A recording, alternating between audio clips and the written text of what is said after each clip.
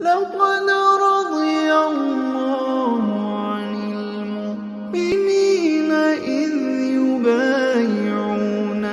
تحت الشجرة فعلم ما في قلوبهم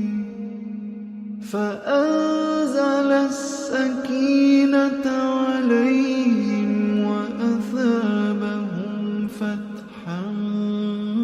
قريبا إذ جعل الذين كفروا في قلوبهم الحمية حمية الجاهلية فأنزل الله سكينته